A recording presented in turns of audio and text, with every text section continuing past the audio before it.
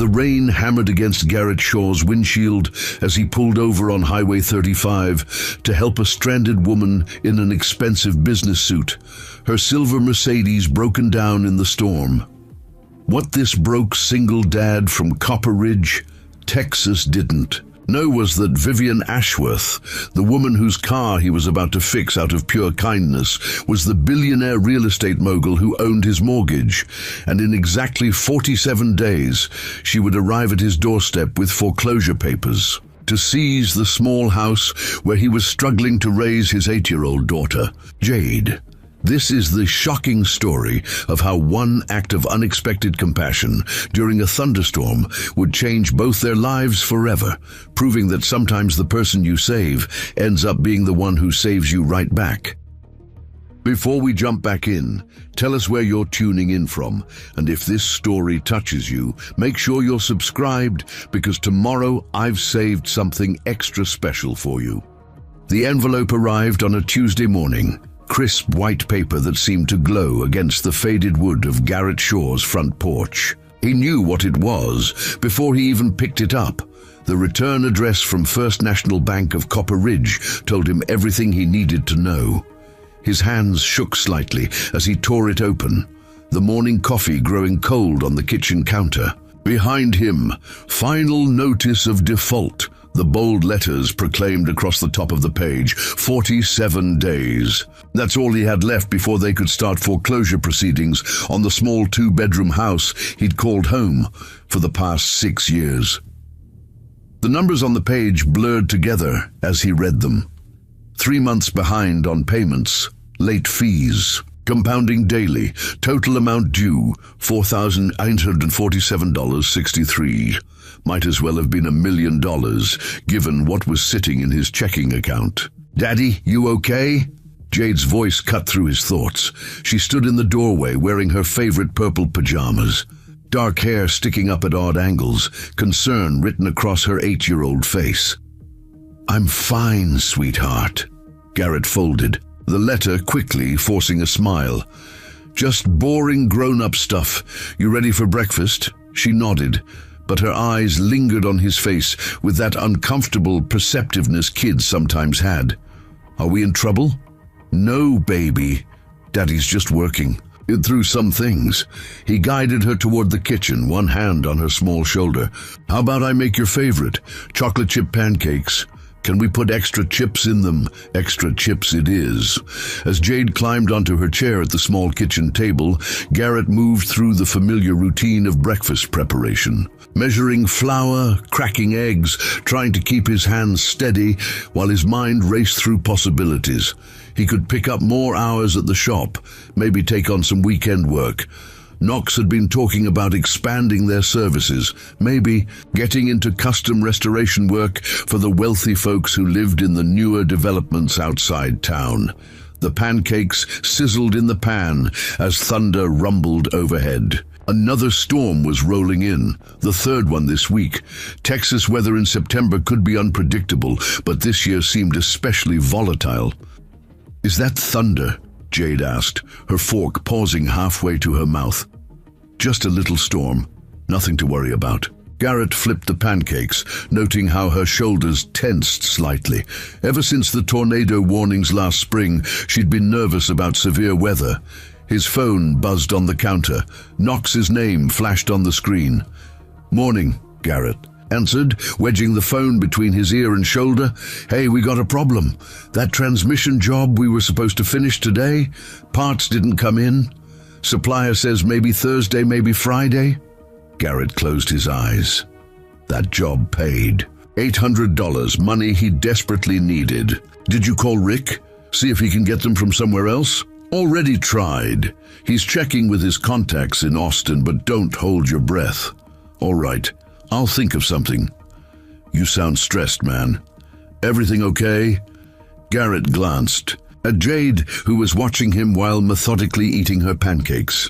"Just the usual. Bills and more bills. Tell you what, why don't I cover the shop this afternoon? You could take Jade somewhere fun. Maybe go to that new mini golf place she's been asking about. I can't afford my treat. Consider it an early birthday present for her."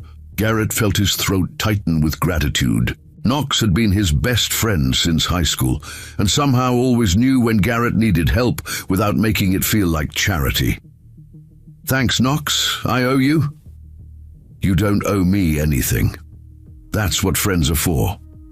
After hanging up, Garrett served Jade her second helping of pancakes and watched her eat. She had her mother's delicate features, but his stubborn chin. Sometimes he wondered if she remembered much about Sarah, who'd left when Jade was only 5. Probably better that she didn't. "Daddy, why does it thunder?" Jade asked, glancing toward the window where lightning flickered in the distance. "Well, when warm air meets cold air way up in the clouds, it creates friction. That friction makes electricity, and electricity makes noise. Like when I rub my socks on the carpet and shock Knox?" Garrett laughed. "Exactly like that, except much bigger." Thunder rolled overhead again, closer this time. Jade's fork clinked against her plate as she set it down. "Hey." Garrett reached across the table and squeezed her hand. "Remember what we talked about? Storms are just nature's way of cleaning. The air, nothing scary about it." She nodded, but he could see the worry in her dark eyes. The same eyes that looked back at him from the mirror every morning, carrying worries no 8-year-old should have to think about. After breakfast, Garrett walked Jade to school. The storm clouds were building overhead, dark and heavy with the promise of rain. Other parents hurried past them on the sidewalk, some clutching umbrellas, others checking their phones for weather updates. "Mr. Shaw!" Barbara Clark called out as they approached the school entrance. Jade's teacher was standing under the covered walkway, her red hair bright against the grey morning. "Could I speak with you for a moment?" Garrett's stomach dropped. In his experience, teachers who wanted to talk usually had bad news to share. "I'll see you after school, okay, Butterfly?" He kissed the top of Jade's head and watched her disappear into the building with her classmates. "Is everything all right?" he asked Barbara. "Oh yes, everything's fine. Actually, I wanted to talk to you about Jade's writing assignment. She wrote a story about a superhero whose power is fixing things. Cars, broken toys, even broken hearts." Barbara smiled. "She wrote that her daddy is her favorite superhero because he can fix anything." Relief flooded through Garrett, followed immediately by a different kind of worry. What would happen to Jade's superhero when he couldn't even fix their housing? "Situation. She's a special kid," Barbara continued. "Creative, compassionate. She helped a new student yesterday who was having trouble with math. Spent her whole recess showing him different ways to remember multiplication tables. That sounds like her. I hope you don't mind me saying this, but I can see how much you love her. It shows in everything she does, everything she talks about. She feels secure and loved, and that's not something every child has." Garrett's throat tightened again. "Thank you. That means more than you know." As he walked back toward the shop, the first drops of rain began to fall.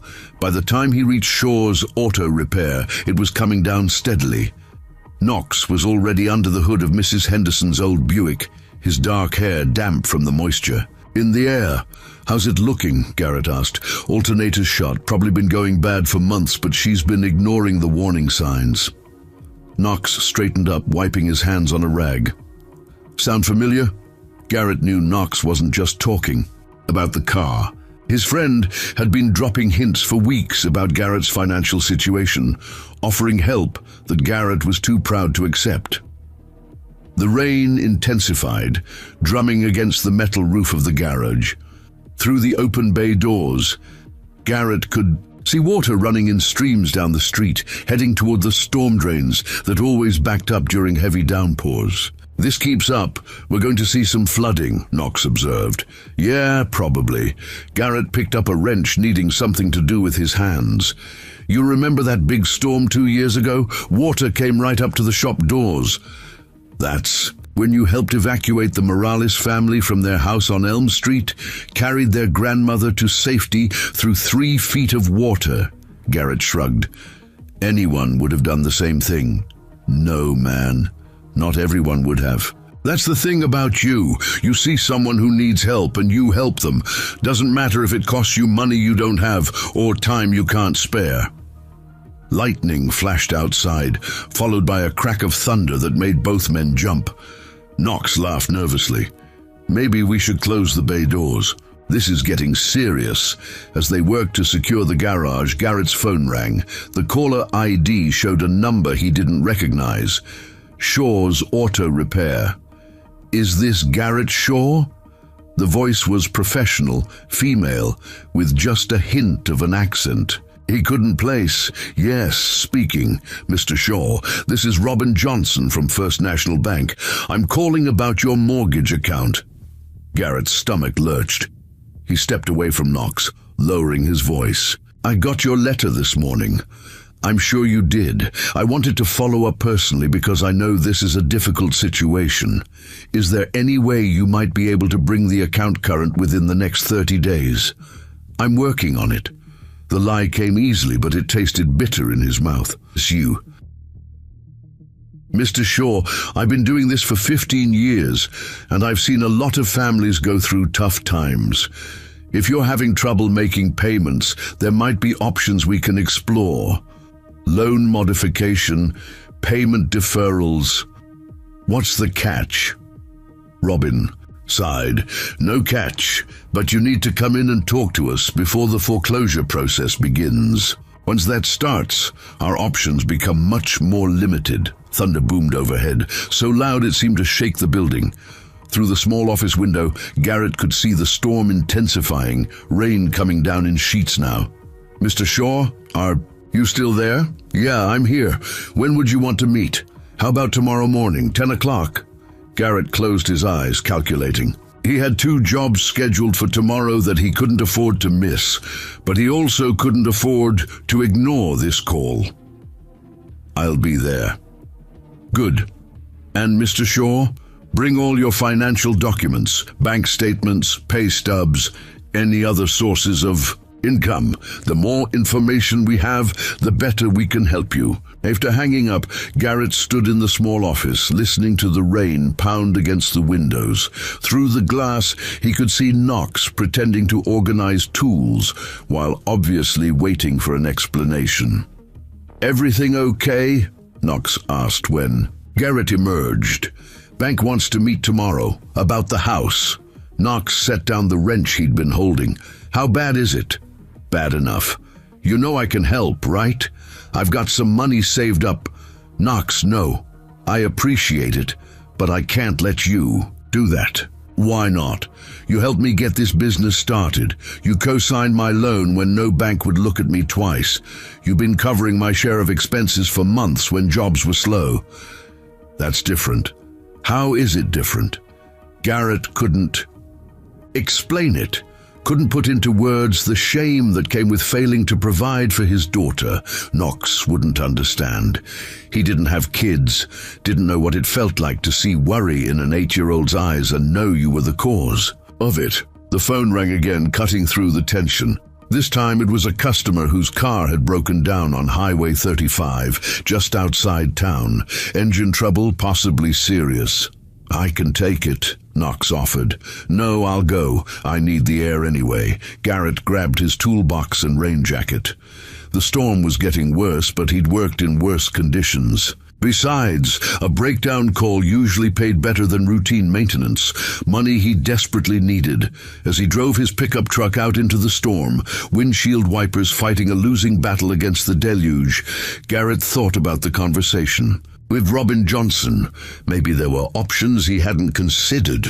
Maybe there was still a way to save the house, to keep Jade in the only home she remembered. Lightning split the sky ahead of him, illuminating the road in stark black and white. In the distance, he could see hazard lights blinking through the rain, someone stranded, waiting for help to arrive. Garrett pressed down on the accelerator, his truck's tires spraying water as he headed toward those flashing lights. Someone needed help, and helping people was something he knew how to do. Even when everything else in his life was falling apart, he could still fix a broken-down car. He had no way of knowing that the person waiting for him in that expensive silver Mercedes would hold the power to either save his family or destroy it completely. All he knew was that someone was stranded in a storm, and that's all he needed to know. Telling and preparing this story took us a lot of time. So if you are enjoying it, subscribe to our channel. It means a lot to us. Now, back to the story.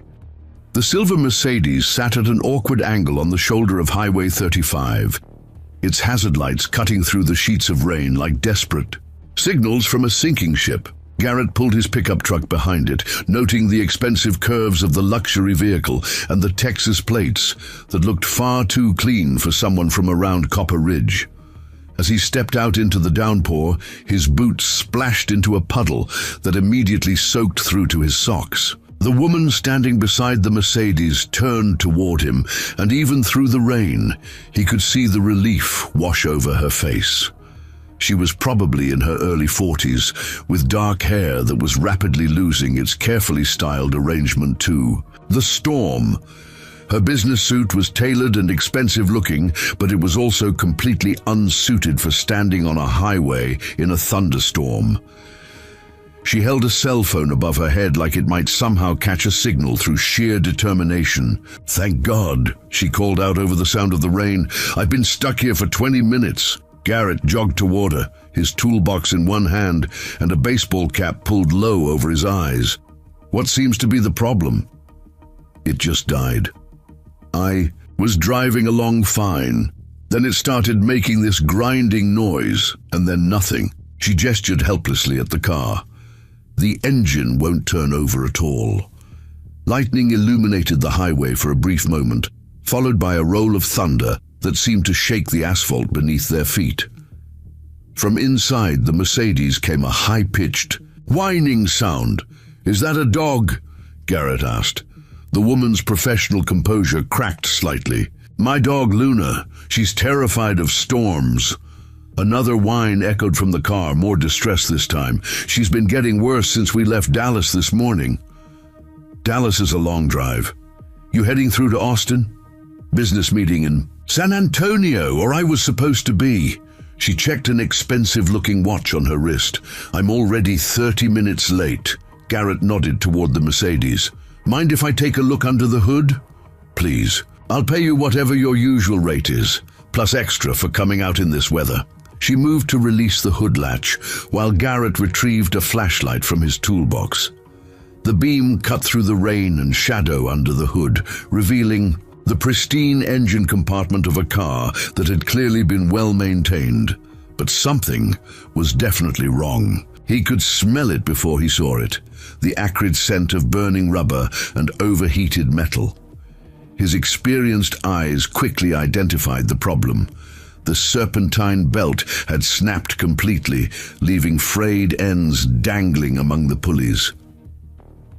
"Found. Your trouble," he called out over the rain. "Serpentine belt shot. That's what you heard grinding, the belt shredding before it finally gave up." The woman appeared beside him, squinting into the engine compartment. "How serious is that?" "Well, without it, your alternator isn't charging the battery, your power steering's gone, and your cooling system isn't circulating. It's not something you can drive without." Garrett straightened up, wiping rain from his face. "The good news is it's fixable. Bad news is I don't have a replacement belt with me." From inside the car, Luna's whining escalated to short, panicked barks as another flash of lightning split the sky. "Poor thing," Garrett observed. "How long has she been afraid of storms?" "Since she was a puppy. Usually she's just nervous, but today she's been absolutely frantic." The woman glanced back at her car with genuine concern. "I've tried everything. Special anxiety treats, those pressure vests, even playing calming music. Nothing seems to help." "Have you tried distraction techniques?" She looked at him curiously. "What do you mean?" "Sometimes with storm anxiety, the anticipation is worse than the actual thunder. If you can keep their mind occupied on something else, it helps." Garrett walked toward the passenger side of the Mercedes. "Mind if I try something?" The woman hesitated for just a moment, then nodded. "At this point, I'm willing to try anything." Garrett opened the passenger door carefully. Luna was a beautiful golden retriever, but she was pressed against the far side of the back seat, trembling visibly. Her amber eyes were wide with fear, and she panted rapidly despite the cool air from the storm. "Hey there, Luna," Garrett said in a low, calm voice. "Rough day, huh?" The dog whimpered and tried to press herself further into the corner of the seat. "She doesn't usually warm up to strangers quickly," the woman said from behind him. "That's okay. Sometimes scared animals just need to know you're not a threat." Garrett reached into his shirt pocket and pulled out a small package of crackers, part of the lunch he'd packed that morning, but never eaten. "Mind if I give her one of these? Just plain saltines." "I suppose that would be okay." Garrett unwrapped a cracker and broke off a small piece. Instead of reaching toward Luna, he simply held it in his open palm and waited. The dog's nose twitched as she caught the scent. "The key is not to force it," he explained quietly. "Let her make the choice to come to you." Thunder rumbled overhead and Luna whimpered, but this time she also took a tentative step forward. The smell of the cracker seemed to be winning the battle against her fear. "I've never seen her respond to a stranger like this," the woman said, sounding genuinely surprised. "Dogs are good judges of character," Garrett replied. "They can sense when someone means them no harm." Luna stretched her neck forward, just far enough to delicately take the piece of cracker from his palm. As she chewed, Garrett began speaking to her in the same calm, steady voice. "My daughter Jade used to be afraid of storms too. Not quite like this, but she'd get upset every time thunder started. You know what helped her?" "What?" the woman asked, giving her something to focus on besides the noise. "We'd count the seconds between lightning and thunder, figure out how far away the storm was, or we'd make up stories about what the thunder clouds were doing up there, having races, playing music, moving furniture around." As if to demonstrate, lightning flickered in the distance, followed several seconds later by a gentler roll of thunder. Luna's ears perked up, but she didn't retreat to the corner of the seat. "See, that one was pretty far away, maybe 3 or 4 miles. Garrett offered another piece of cracker. "The closer ones are the ones that sound like they're right on top of you. You seem to know a lot about calming anxious creatures," the woman observed. "Comes with the territory of being a single dad, I guess. You learn to handle all kinds of emergencies. Your daughter, how old is she?" 8. "Her name's Jade." Garrett's voice softened with obvious affection. "She's probably at school right now, hopefully not worrying too much about this storm." Luna had moved closer now, close enough for Garrett to gently scratch behind her ears. Her trembling had lessened considerably, though she still flinched slightly when thunder rolled overhead. "That's remarkable," the woman said. "I've had her for 3 years, and I've never been able to calm her down during a storm like this. Sometimes it just takes a different approach." Garrett continued petting Luna, who was now leaning into his touch. "Now, about your car. I might be able to rig a temporary fix to get you to the next town. There's a parts store in Millfield, about 15 miles down the highway. They should have a replacement belt. How temporary is temporary? If I can fashion something from what I've got in my truck, it should hold for maybe 20-30 miles. Long enough to get you to proper repairs, but you'd need to drive slow and easy." The woman checked her watch again, her expression tightening with worry. "My meeting was supposed to start an hour ago. This is a really important client." "Business. Must be pretty serious to drive through weather like this." "Real estate. I'm supposed to be presenting a development proposal to a group of investors." She paused, then added, "It's taken months to arrange this meeting." Garrett nodded, understanding. "The pressure of important deadlines. Let me see what I can do about that belt." He retrieved a heavy-duty bungee cord from his toolbox, along with some electrical tape. It wasn't ideal, and it definitely wasn't pretty, but with some careful routing around the pulleys, he might be able to create something that would function, and temporarily. Working under the hood in the pouring rain was miserable, but Garrett had done worse jobs in worse conditions. His hands moved with practiced efficiency, routing the makeshift belt around the alternator, power steering pump, and cooling system pulleys. "You're getting soaked," the woman called out. "Are you sure you want to keep working in this?" "I've been wetter," Garrett replied, though that wasn't entirely true. The rain was coming down harder now, and despite his jacket, he could feel it seeping through to his skin. "Besides, you said you had an important meeting. Still, this is above and beyond. Let me at least pay you extra for working in these conditions." "Don't worry about it. Sometimes people just need help." As Garrett worked, the woman stayed nearby, occasionally asking questions about what he was doing or offering to hold his flashlight. Despite her expensive clothes and obvious wealth, she didn't seem to mind getting rained on while helping him. "There," Garrett said finally, stepping back from the engine.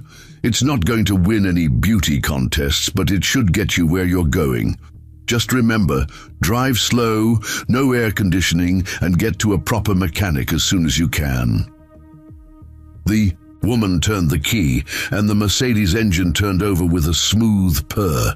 Even the makeshift belt seemed to be functioning properly. "I can't believe you fixed it," she said, relief evident in her voice, "with a bungee cord and some tape." Sometimes the simple solutions are the best ones. Garrett closed the hood and gathered his tools. "Just don't forget what I said about driving easy. Push it too hard, and that temporary fix won't be so temporary." "I understand. Thank you so much. I'm sorry. I never got your name." "Garrett Shaw." "Vivian Ashworth." She extended her hand and Garrett shook it, noticing the firm grip and the expensive rings on her fingers. "Mr. Shaw, I can't thank you enough for this. Let me pay you for your time and expertise." "Really, don't worry about it." "No, I insist.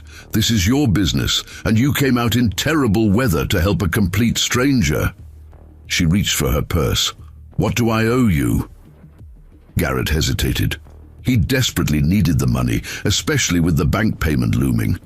But something about the situation made him uncomfortable. Maybe it was the obvious wealth gap between them, or maybe it was just his own stubborn pride. "Tell you what," he said finally, "if you're ever back through Copper Ridge and need automotive work, look me up, Shaw's Auto Repair on Main Street." Vivian studied his face for a moment, as if trying to understand why he was refusing payment. "Copper Ridge? Is that where you're from?" "Born and raised. Small town about 10 miles back." "That way." He gestured toward the direction he'd come from.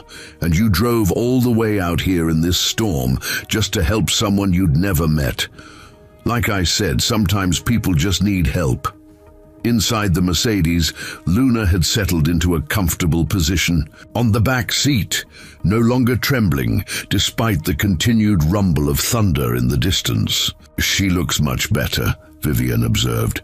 "She'll probably be fine for the rest of your drive. Just keep talking to her if the thunder gets loud again." Dogs respond well to calm, steady voices. "I'll remember that." Vivian paused at her car.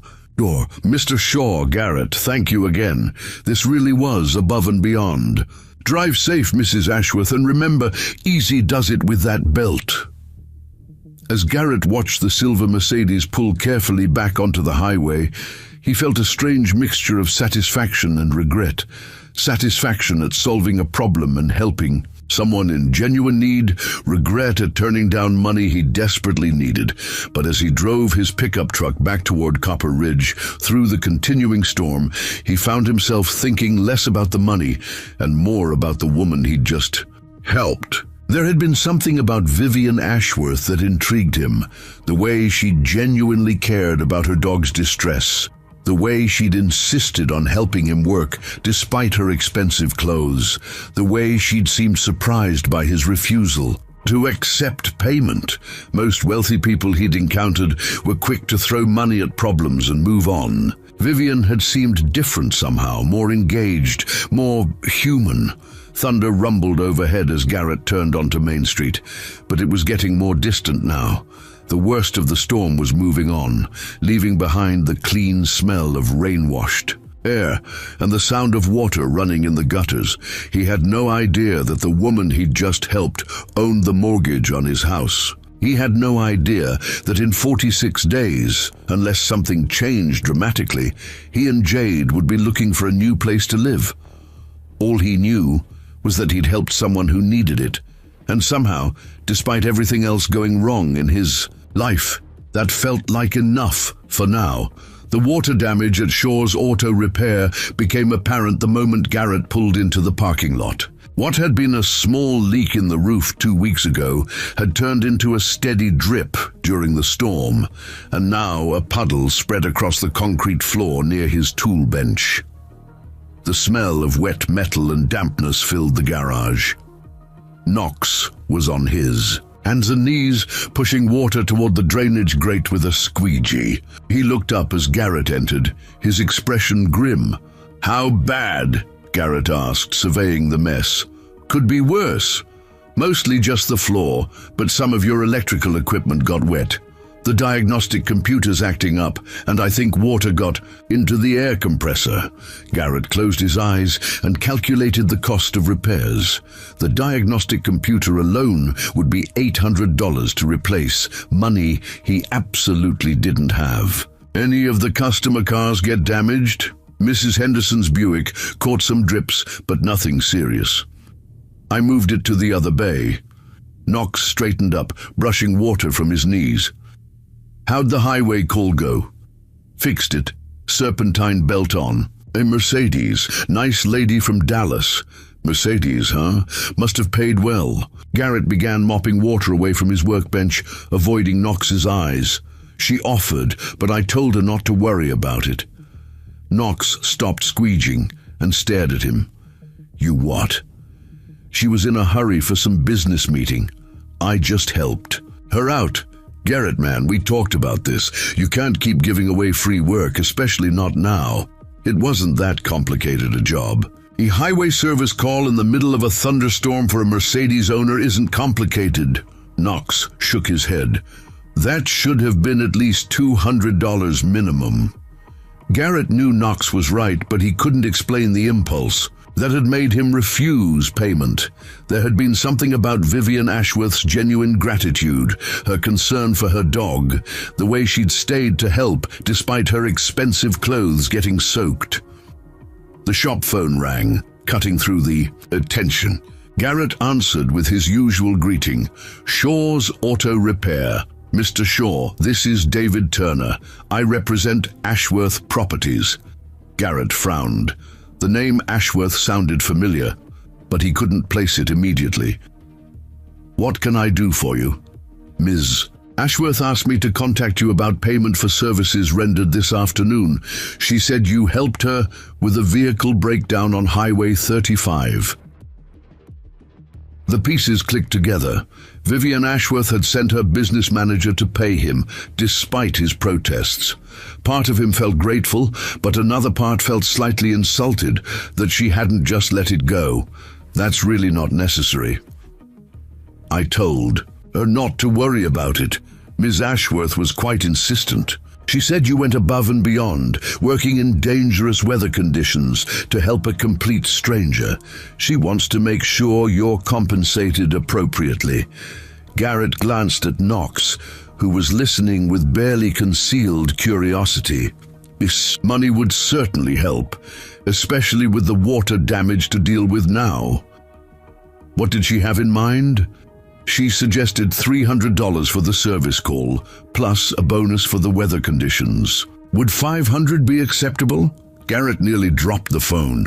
$500 was more than he'd make on most weeks, especially lately. It would cover the diagnostic computer replacement and leave money left over. That's very generous. Excellent. I'll have a check cut and messengered to your shop tomorrow morning. Ms. Ashworth also wanted me to ask if you'd be available for future automotive services. She has several vehicles and appreciates working with skilled, trustworthy mechanics. Sure, of course. Perfect. Someone will be in touch soon to schedule regular maintenance appointments. Thank you for your excellent service, Mr. Shaw. After hanging up, Garrett stood staring at the phone, processing what had just happened. Well, Knox. Prompted. $500 and she wants to set up regular service appointments. Knox whistled low. Guess your good deed paid off after all, see? Sometimes doing the right thing comes back around. But Garrett felt uneasy about the whole thing. He'd helped Vivian because she needed help, not because he expected anything. In return, having money thrown at him afterward made the gesture feel tainted somehow. His phone buzzed with a text message. It was from Barbara Clark, Jade's teacher. Hi, Mr. Shaw. Jade seemed worried about the storm today. She kept asking if you were safe driving in the rain. Just wanted you to know she's fine, but she might need some extra reassurance when she gets home. Guilt twisted in Garrett's stomach. While he'd been out helping a stranger, his own daughter had been at school worrying about him. He glanced at the clock. Still an hour before school let out. I need to pick up some parts, he told Knox. Can you handle things here? Sure, where you headed? Rick's place. Need to see about getting that transmission job back on track. The drive to Vega Auto Parts took Garrett through downtown Copper Ridge, past the small businesses that had anchored the community for decades. Miller's Hardware, where his father had bought nails and paint for weekend projects. The Copper Ridge Diner, where he'd taken Jade for pancakes on Saturday mornings when money wasn't quite so tight. But he also saw the empty storefronts, the for lease signs that had become increasingly common over the past few years. The town was changing, slowly but steadily, as younger families moved away for better opportunities and older residents found themselves struggling with fixed incomes and rising costs. Rick Vega's shop occupied a corner lot near the edge of town, its parking lot crowded with cars in various states of repair. Rick himself was behind the counter when Garrett entered, his gray hair disheveled and his hands stained with motor oil despite the early hour. Garrett, how's business? Can't complain. Well, I could, but it wouldn't do any good. Garrett approached the counter.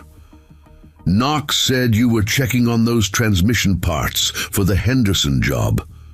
Right. Let me make some calls. Rick picked up his phone and dialed a number from memory. Tony, it's Rick Vega. I need a complete rebuild kit for a 2018 Buick LaCrosse. Yeah, I know they're hard to find. While Rick negotiated with his supplier, Garrett wandered the aisles of auto parts, calculating costs and trying to figure out how to stretch his limited budget. Even with the $500 from Vivian Ashworth, he was still behind on everything. Bad news, Rick said when he hung up. Earliest they can get those parts is next week, but I might have another option. I'm listening. There's a salvage yard in Austin that specializes in late-model luxury cars. They might have what you need, but you'd have to drive down there and pull the parts yourself. How far? 3 hours, maybe 4 with traffic. But if they have what you need, you could save about 60% off new parts cost. Garrett did the math. A day trip to Austin would mean closing the shop, losing a full day's income. But the savings on parts could make up for it, especially if he could get the Henderson job completed this week instead of waiting until next week. I'll think about it. Don't think too long. Good parts don't stay on the lot very long at places like that. As Garrett left Rick's shop, his phone rang again. This time it was a number he recognized, Robin Johnson from the bank. Mr. Shaw, I wanted to follow up on our conversation yesterday. Are you still planning to come in tomorrow morning? Yes, 10 o'clock. Good. I've been reviewing your file, and I think we might have some options to discuss. Have you given any thought to what you could realistically afford for monthly payments? Garrett pulled over to the side of the road, not wanting to have this conversation while driving. I've been doing some calculations. If I could get the payments down to maybe $800 a month, I think I could manage that. That's helpful to know. What about your current income situation? Any changes since you filed your last financial statement with us? Garrett hesitated. The truth was, his income had been declining for months as more customers took their cars to the newer, larger shops in the county seat. But he also had the possibility of regular work from Vivian Ashworth, though he had no idea how much that might amount to. Things have been tight, but I'm working on expanding the business. Picked up a new client today who might provide regular work. That's encouraging. Bring documentation of any new income sources when you come in tomorrow. Even if it's just a verbal agreement, we can discuss how that might factor into a modified payment plan. After ending the call, Garrett sat in his truck for several minutes watching traffic pass on Main Street. A few blocks away, he could see the elementary school where Jade spent her days, blissfully unaware of the financial pressures threatening to uproot her life. His phone buzzed with another text, this one from his mother. Haven't heard from you. In a few days. Everything okay? Jade left her sweater here Sunday. I can drop it by tonight if you want. Vera Shaw had an uncanny ability to sense when her son was struggling, even when he tried to hide it. She'd been offering to help with money for months, but Garrett couldn't bring himself to accept charity from his 68-year-old mother who lived on Social Security. He typed back, "Everything's fine. I'll pick up the sweater this weekend." But everything wasn't fine, and they both knew it. The walls were closing in from all directions. The mortgage, the business expenses, the constant pressure of trying to provide for Jade while maintaining some semblance of dignity and independence. The dashboard clock showed 2:30. Jade's school would be letting out in 30 minutes, and he'd promised himself he wouldn't be late again. As he drove toward the school, Garrett passed the First National Bank building, where he'd have his meeting tomorrow morning. The imposing brick structure had been part of Copper Ridge's downtown for over 50 years, its solid appearance suggesting permanence and stability. But Garrett knew that behind those respectable walls, decisions were made that could devastate families, that could turn a lifetime of payments and equity into foreclosure notices and eviction orders. He pulled into the school parking lot just as the final bell rang. Within minutes, children began streaming out of the building, their voices high and excited as they called to friends and parents. Garrett spotted Jade immediately. She had a way of standing out in any crowd, partly because of her dark curls that caught the afternoon sunlight, but mostly because of the way she carried herself with quiet confidence. She saw him and waved, jogging over to the truck with her backpack bouncing against her small frame. "Daddy, I was worried about you during the storm. Mrs. Clark said you were working, but I thought maybe you got stuck somewhere." "I'm fine, Butterfly. Just had to help someone whose car broke down on the highway." Jade climbed into the passenger seat and buckled her seatbelt. "Was it scary driving in all that rain?" "A little, but I was careful." "How was school?" "Good. We're learning about weather in science class. Did you know that lightning is hotter than the surface of the sun?" "I did not know that. You're getting pretty smart." "Mrs. Clark says I might be able to skip some math assignments if I keep doing so well. She says I'm working at a 4th grade level already." Pride swelled in Garrett's chest. Whatever else he might be failing at, he was raising a remarkable daughter. Jade was smart, kind, resilient, everything he'd hoped she would be. "That's fantastic, sweetheart. I'm really proud of you." As they drove home, Jade chattered about her day, her friends, her plans for the weekend. She seemed completely unaware of the adult worries that consumed her father's thoughts, and Garrett was grateful for that innocence, even as he wondered how much longer he could protect it. Back at the house, Jade settled at the kitchen table to start her homework, while Garrett began preparing dinner. It was their routine. She did schoolwork while he cooked, then they'd eat together and talk about their days. But tonight, as he stirred a pot of spaghetti sauce, Garrett's mind kept drifting to the conversation he'd have with Robin Johnson tomorrow morning. What if there were no options left? What if the bank had already made up its mind to foreclose? "Daddy, you're stirring." "That really hard," Jade observed from the table. Garrett looked down and realized he'd been attacking the sauce with unnecessary vigor. "Sorry, sweetheart, just thinking about work stuff. Is everything okay?" The question hung in the air between them, loaded with more weight than an 8-year-old should have to carry. Garrett wanted to tell her that everything was fine, that she didn't need to worry about anything, but the lie stuck in his throat. "Everything's going to be okay," he said finally, which was different from saying everything was okay now. Jade studied his face with those perceptive dark eyes that seemed older than her years. She was quiet for a moment, then went back to her homework without pressing further. As they ate dinner, Garrett tried to focus on Jade's stories about school, her excitement about an upcoming field trip, her plans to try out for the school's jump rope team. But part of his mind remained fixed on tomorrow's meeting, on the stack of bills on his desk, on the water damage at the shop that would need expensive repairs. After dinner, while Jade watched cartoons in the living room, Garrett sat at the kitchen table with his laptop, trying to organize his financial documents for the bank meeting. Bank statements, pay stubs, utility bills, business expenses. The paperwork painted a clear picture of a man drowning in financial obligations he couldn't meet. But there was also evidence of his attempts to stay afloat. Documentation of every job completed, every payment made on time when possible, every effort to maintain his business and provide for his daughter. It wasn't a story of irresponsibility or poor planning. It was the story of a working man caught in circumstances beyond his control. As Jade got ready for bed, she paused in the kitchen doorway, watching her father work at the computer. "Daddy, remember when you helped that lady today?" "Yes, sweetheart. Mrs. Clark says when we help people, it comes back to us in good ways. Maybe helping that lady will bring us good luck." Garrett looked up from his laptop, struck by his daughter's simple faith in the idea that kindness mattered, that good deeds had consequences beyond the immediate moment. "Maybe it will, Butterfly.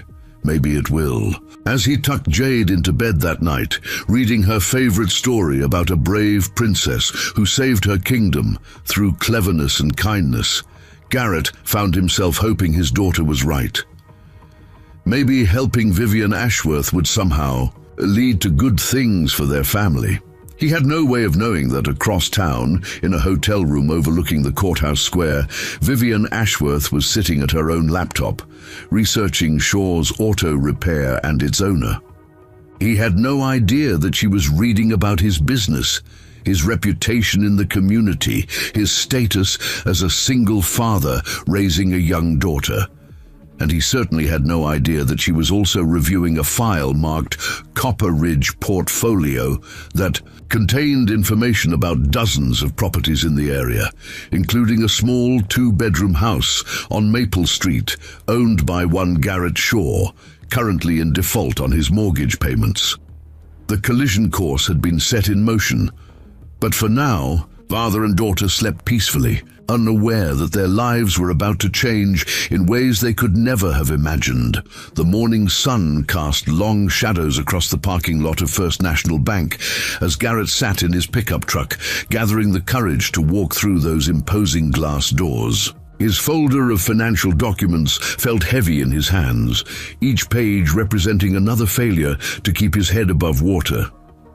Inside the bank, Robin Johnson's office was smaller than he'd expected, with motivational posters about home ownership that felt mockingly cheerful given the circumstances. Robin herself was younger than her voice had suggested over the phone, probably in her early 40s, with kind eyes that had likely seen too many families in situations like his. "Thank you for coming in, Mr. Shaw. I know this isn't easy." She gestured to a chair across from her desk. "Before we discuss options, I need to review your current financial status. Has anything changed since your last statement?" Garrett handed over his documentation. I picked up some new business yesterday. A client who wants regular service for multiple vehicles. It could mean steady income going forward. Robin reviewed the papers, occasionally making notes on a legal pad. This new client, do you have any written agreements or estimates of monthly income? Not yet, but her business manager contacted me about setting up regular appointments. She seems serious about it. That's encouraging. Every little bit helps. Robin set down the papers and looked directly at him. Mr. Shaw, I'm going to be straight with you. Your account is seriously delinquent. Under normal circumstances, we'd already be starting foreclosure proceedings. Garrett's stomach dropped. But you said there might be options. There are, but they require honest communication and commitment from you. Robin pulled out another file. We can discuss loan modification, but it would mean extending your payment period and potentially increasing your total interest.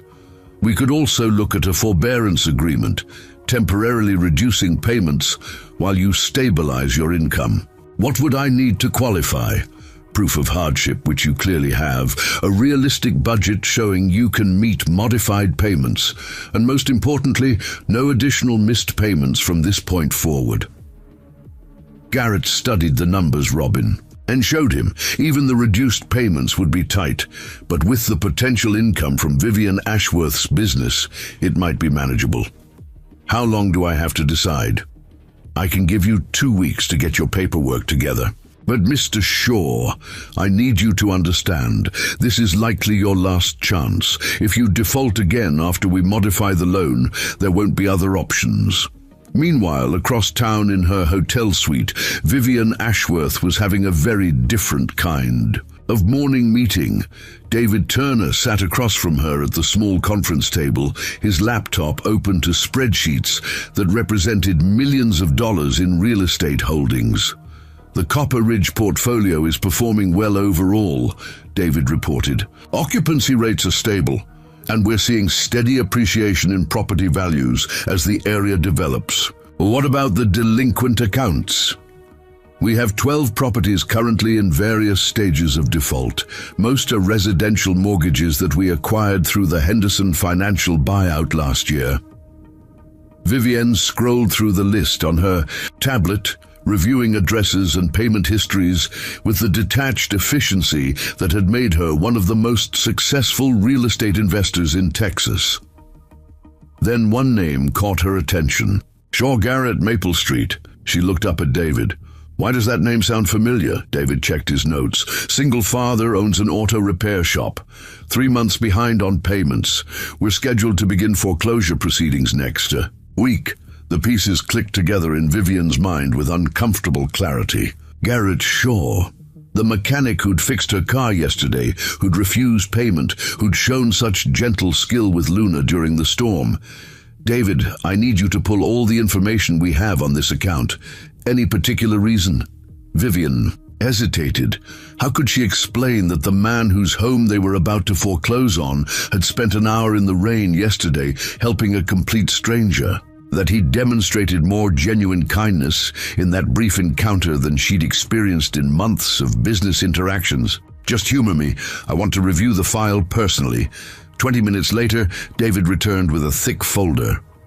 Vivienne read through Garrett's payment history, his loan application from 6 years ago, the documentation of his struggles since his divorce.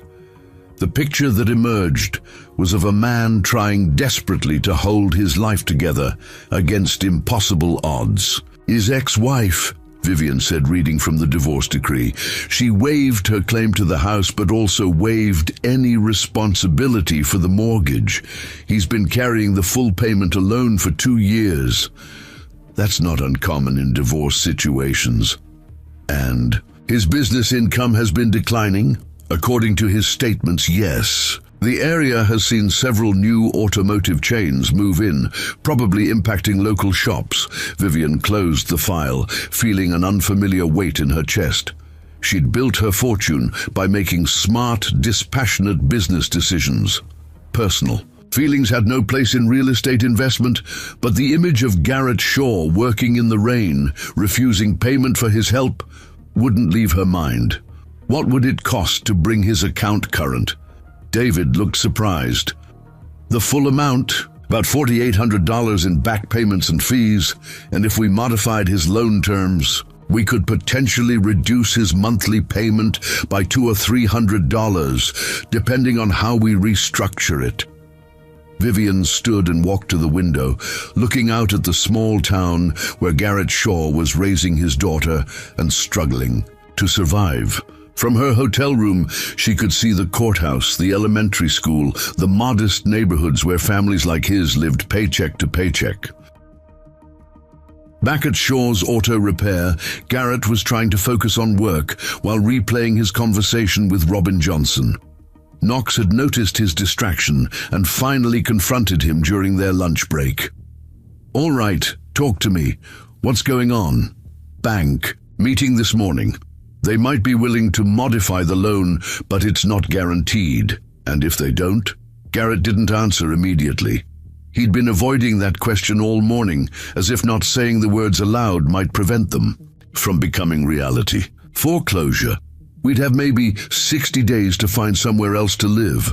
Knox set down his sandwich. "Garrett, you know I'll help however I can. Money, a place to stay, whatever you need." "I can't ask you to do that. You're not asking. I'm offering. We're partners in this business, but more than that, we're family. Jade's like a niece to me." The kindness in Knox's voice nearly broke Garrett's composure. He'd been carrying this burden alone for so long that the offer of help felt overwhelming. "I might take you up on that," he admitted quietly. That afternoon, Garrett received an unexpected phone call at the shop. The caller ID showed David Turner's number. "Mr. Shaw, this is David Turner from Ashworth Properties. We spoke yesterday about payment for Ms. Ashworth's automotive service." "Right. Thank you again for that. The check arrived this morning. I'm calling about a different matter. Ms. Ashworth would like to schedule a meeting with you to discuss expanded automotive services for her business holdings." Garrett felt a surge of hope. Expanded services could mean significant additional income. What kind of timeline are we talking about? She's quite eager to move forward. Would this afternoon be possible? She's staying at the Copper Ridge Inn. This afternoon would be fine. Excellent. Shall we say 4 o'clock in the hotel lobby? After ending the call, Garrett felt his first genuine optimism in weeks. If Vivian Ashworth's business was substantial enough to require a formal meeting, it could be the answer to his financial problems. Regular commercial accounts were the backbone of successful auto repair shops. He spent the rest of the afternoon preparing for the meeting, reviewing his shop's capabilities and pricing structures. Knox encouraged him to aim high with his estimates. "Don't undersell yourself," Knox advised. "If she's got multiple high-end vehicles, she can afford to pay fair prices for quality work." At 3:45, Garrett arrived at the Copper Ridge Inn, a modest but well-maintained hotel that catered mostly to business travelers and the occasional tourist. The lobby was quiet, decorated with local artwork and comfortable seating arrangements. Vivienne appeared promptly at 4 o'clock, dressed in a different business suit, but carrying the same air of professional competence he remembered from yesterday. She looked more rested now, her hair perfectly styled again, but there was something different in her expression, a tension that hadn't been there during their roadside encounter. "Mr. Shaw, thank you for coming on such short notice." "Thank you for the opportunity, Ms. Ashworth. I have to say, I'm curious about what kind of automotive services you might need." Vivian gestured toward a quiet seating area in the corner of the lobby. "Perhaps we could sit down. This conversation might take some time." As they settled into facing chairs, Garrett noticed that Vivian seemed unusually nervous for someone with her obvious business experience. She kept glancing at a folder in her lap, as if debating whether to open it. "Mr. Shaw, Garrett, before we discuss automotive services, I need to tell you something. Something I discovered this morning that changes the nature of our relationship significantly." Something in her tone made Garrett's stomach clench with foreboding. "What do you mean?"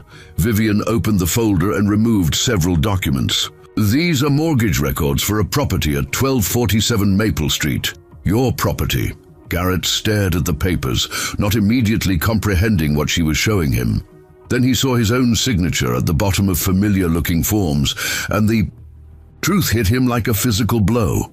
You own my mortgage. My company acquired it last year as part of a portfolio purchase from Henderson Financial. I had no idea when I met you yesterday.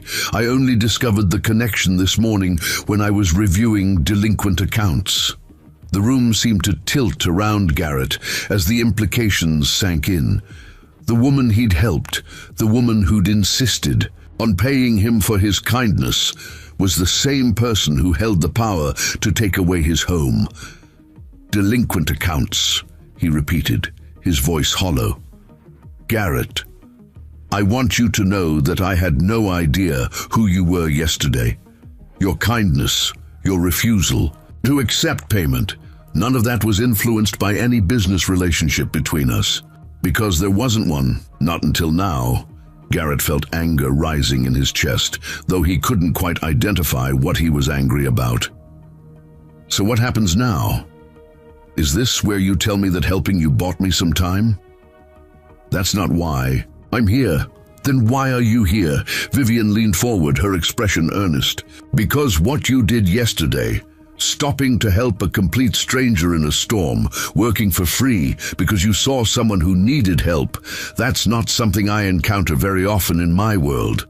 And when I realized this morning that the man who showed me such kindness was someone my business was about to harm, she trailed off, clearly struggling with how to continue. I want to help, she said finally. I want to find a way to resolve your mortgage situation that doesn't involve foreclosure. Garrett stared at her, trying to process what he was hearing. Help how? I could bring your account current, modify the terms to make your payments manageable. My company has discretion in how we handle these situations. In exchange for what? Nothing. No exchange. Just helping someone who helped me. The offer hung in the air between them, too good to be true, and yet apparently genuine. Garrett felt like he was drowning, and someone had just thrown him a life preserver. But he also felt like accepting it would somehow diminish what had happened between them yesterday. I can't let you do that. Why not? Because I didn't help you yesterday so you'd solve my problems. I helped you because you needed help. That's... Vivian studied his face, and something in her expression shifted. Surprise, respect, maybe even admiration.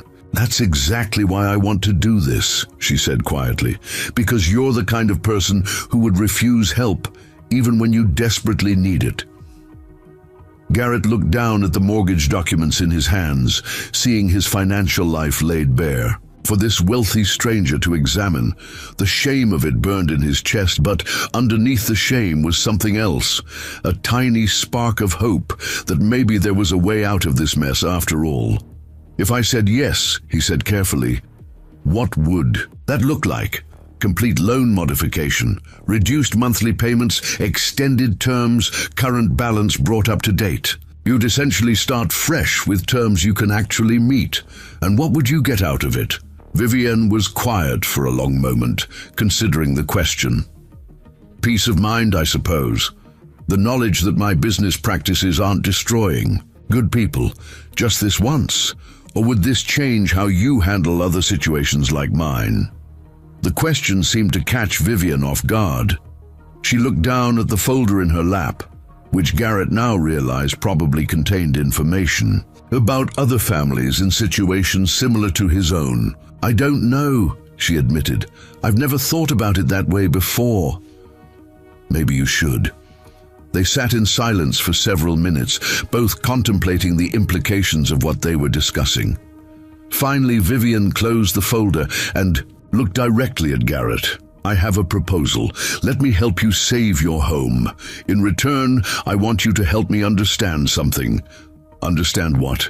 How to be the kind of person who stops in a storm to help a stranger. How to make business decisions that don't just consider profit margins, but consider the human cost. How to use wealth responsibly. Garrett felt something shift inside him as he realized what she was really asking for. She wasn't just offering to solve his financial problems. She was asking him to help her solve a different kind of problem entirely. "You want me to teach you how to be kind. I want you to teach me how to be better." As Garrett looked at this powerful, wealthy woman who could solve his problems with a phone call, he began to understand that maybe she needed his help as much as he needed hers, just in a completely different way. Garrett stared at the loan modification. Papers spread across his kitchen table, each signature line representing a choice between pride and practicality. Jade sat across from him working on her homework, occasionally glancing up with the intuitive concern that seemed to come naturally to her. 3 days had passed since his meeting with Vivian at the hotel, and he still hadn't signed the documents. The generous terms were everything Robin Johnson had said would be nearly impossible to obtain through normal channels: reduced monthly payments, forgiven late fees, a fresh start that would keep his family housed and secure. But accepting felt like admitting defeat, like acknowledging that he couldn't take care of his daughter without charity from a wealthy stranger, even if that stranger was asking for something in return. "Daddy, you've been staring at those papers for 20 minutes, Jade observed, not looking up from her math worksheet, just thinking through some business stuff. Butterfly. Is it about the nice lady whose car you fixed?" Garrett looked up sharply. "What makes you say that? You mentioned her when Mrs. Clark asked why you seemed worried, and Knox said something about a rich lady wanting to hire you for regular work." Jade finally looked up from her homework. "Is she going to help us?" The directness of the question caught Garrett off guard. He'd thought he'd been shielding Jade from their financial problems, but clearly she was more aware than he'd realized. "Maybe, but it's complicated, because she has lots of money and we don't. Something like that." Jade set down her pencil and gave him one of those serious looks that made her seem older than her 8 years. "Remember what you told me about accepting help when I was too proud to let Tommy Peterson help me with my science project?" Garrett smiled despite his anxiety. "What did I tell you?" "That sometimes being strong means knowing when to let other people be strong for us too." The wisdom of his own words, coming back to him through his daughter's voice, hit him like a revelation. He'd taught Jade that accepting help wasn't weakness, so why couldn't he follow his own advice? His phone buzzed with a text from Vivian. "No pressure on the paperwork. Take whatever time you need, but I'd like to start our other arrangement. Whenever you're ready, the other arrangement." Vivian's request that he teach her how to make better decisions, how to consider the human impact of her business practices. It seemed almost absurd. A billionaire asking a small-town mechanic for lessons in compassion. Garrett picked up his pen and began signing the loan modification documents. The next morning, Vivian arrived at Shaw's Auto Repair driving a different car, a more modest Toyota Camry that looked several years old. Garrett was under the hood of Mrs. Henderson's Buick when he heard the car door slam. "Different ride today?" he asked, straightening up and wiping his hands on a rag. "I thought it might be appropriate." Vivian approached cautiously, as if unsure of her welcome. "I brought coffee from that diner downtown. Knox mentioned you'd drink it black. Knox talks too much, but yes, thank you." Garrett accepted the cup, noting that she'd also brought coffee for Knox, who was working on a brake job in the other bay. "So where do we start with this mentoring arrangement?" "I've been thinking about that. Maybe I could spend some time here, watching how you run your business, see how you interact with customers, make decisions. You want to shadow me? If that's not too intrusive. I know it's unusual, but I learn better by observing than by discussing theories in conference rooms." Knox looked up from his work with obvious curiosity. Garrett had explained the situation in general terms, that Vivian was a business client interested in learning about customer service approaches, but hadn't mentioned the mortgage connection. "Fine by me," Garrett said, "but you might want to change clothes. This isn't a clean environment." Vivian looked down at her business suit. "I didn't think to bring anything else." "There's a thrift store 2 blocks down on Oak Street. They usually have work clothes." 20 minutes later, Vivian returned wearing jeans, a cotton work shirt and tennis shoes that looked strange on someone who usually wore designer heels. But she seemed more approachable somehow, less intimidating without the armor of expensive clothing. "Better?" she asked. "Much." "Now, first lesson in a small-town auto shop, you're not just fixing cars.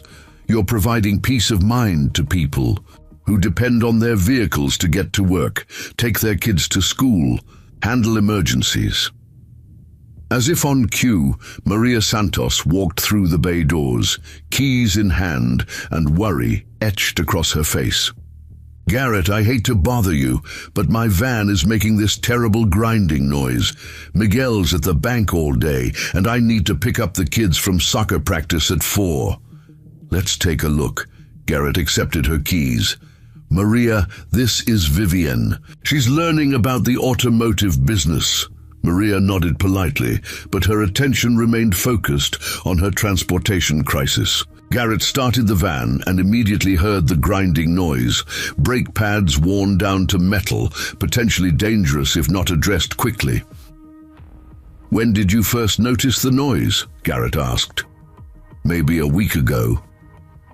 I kept meaning to bring it in, but you know how it is with kids' schedules." Garrett nodded, understanding the impossible juggling act of working parents. He popped the hood and checked the brake fluid, then looked under the van to assess the damage. "Front brake pads are completely shot, and you've got some scoring on. The rotors. It's not safe to drive like this." Maria's face fell. "How much will it cost?" Garrett did quick mental calculations. Parts and labor would normally run about $300, money he knew the Santos family would struggle to spare on short notice. "For you, $200. I can get started right now and have it done by 3:30. "Garrett, you don't have." To Maria, "I'm not letting you drive around with no brakes. What if something happened to you or the kids?" Maria's eyes filled with gratitude. "I'll get you the money Friday when Miguel gets paid." "Friday's fine." After Maria left, Vivienne watched Garrett gather the necessary parts. "You gave her a $100 discount. Maria and Miguel are good people. They'd do the same for me if the situation was reversed. But you're struggling financially too. Doesn't every dollar matter?" Garrett paused in his work, considering how to explain something that seemed obvious to him, but apparently wasn't to her. "Vivienne, Maria Santos watched Jade for free 3 nights last month when I had emergency calls. When I had food poisoning last year, she brought us homemade soup every day for a week. Her husband Miguel has been doing free tax preparation for half the town for 15 years. So this is reciprocal? It's community. We take care of each other because that's how small towns survive."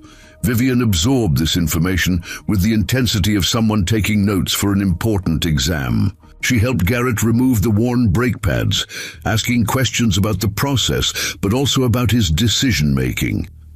"Do you always adjust prices based on what people can afford?" "When I can. Mrs. Henderson is on a fixed income, so I charge her.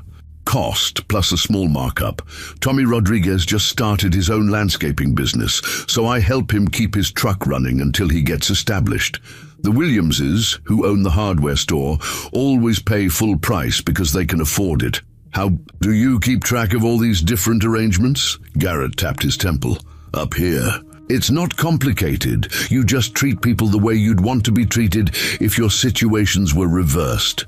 As they worked together, Vivian proved surprisingly handy with tools. She had good spatial reasoning and didn't shy away from getting her hands dirty. By the time they finished Maria's van, her borrowed clothes were appropriately stained with grease and brake fluid. "How does it feel?" Garrett asked as they cleaned up. "Different. At my corporate office, success is measured in profit margins and acquisition targets. Here, success seems to be measured in She paused, searching for the right words. Relationship sustained? Exactly. You're not just running a business, you're maintaining a network of mutual support. Knox, who had been listening while working on his own projects, spoke up. That's why Garrett's shop has survived when other places haven't. People trust him, and they know he cares about more than just their money. The afternoon brought a steady stream of customers, each interaction providing Vivian with new insights into Garrett's approach.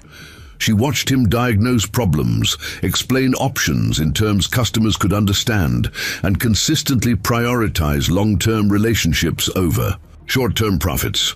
During a brief lull, she asked the question that had been building all day. How do you do it? How do you stay financially viable while constantly giving discounts and free services? Volume and reputation. Word of mouth brings in enough full-price customers to balance out the reduced-rate work. Plus, people I help today become customers. For life. They bring their friends and family here because they trust me. And if you can't make it work, if the numbers don't add up despite all the goodwill...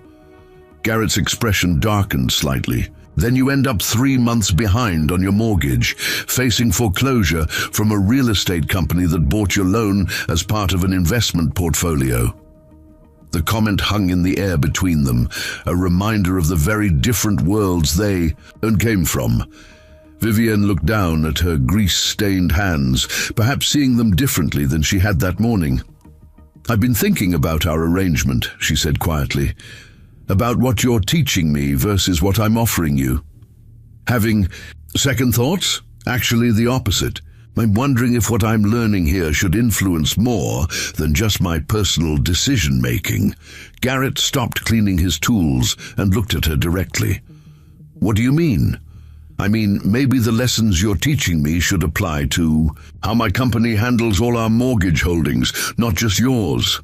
That could be expensive. It could also be the right thing to do."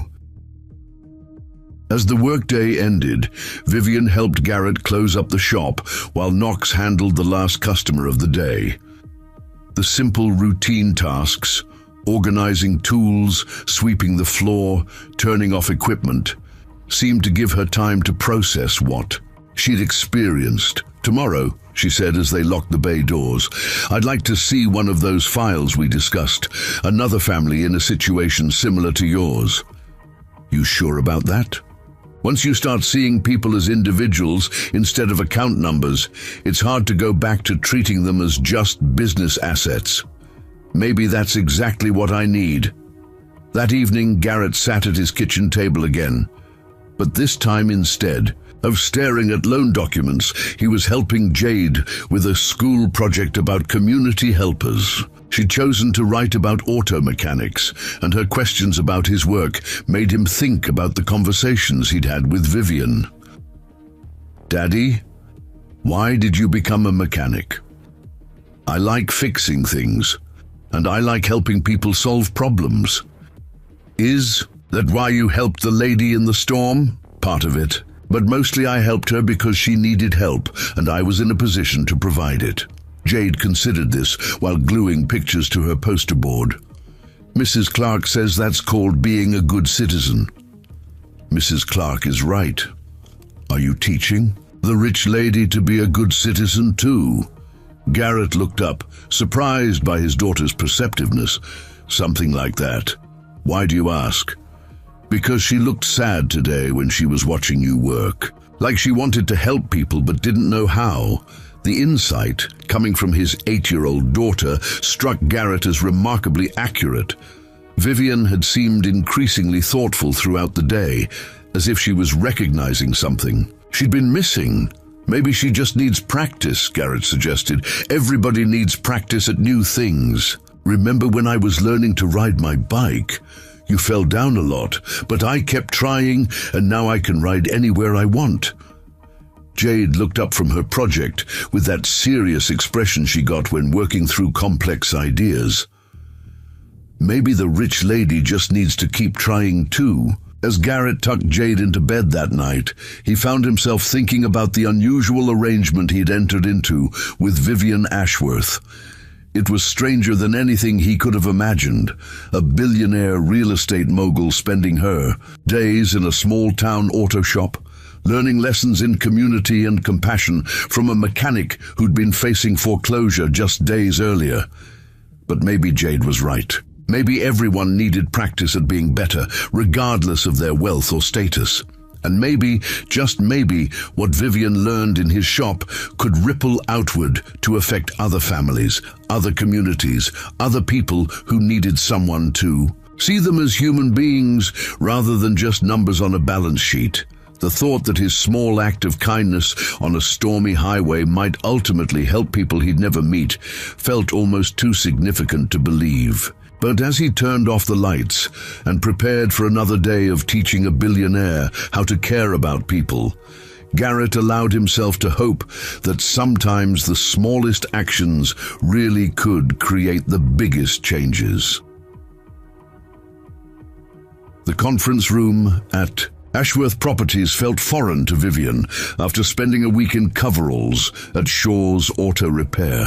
The polished mahogany table, expensive leather chairs, and floor-to-ceiling windows overlooking downtown Dallas seemed like artifacts from a different life, one where decisions were made in isolation from their human consequences.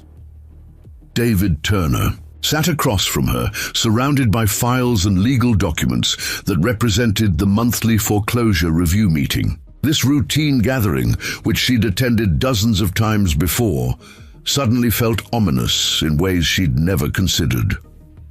"We have 17 properties ready to move to foreclosure this month," David reported, his tone professionally neutral. "Total outstanding debt is approximately $200,000 across all accounts. Tell me about the individual situations." David looked up from his notes, surprise flickering across his face. Individual situations. The families involved, their circumstances, why they're behind on payments.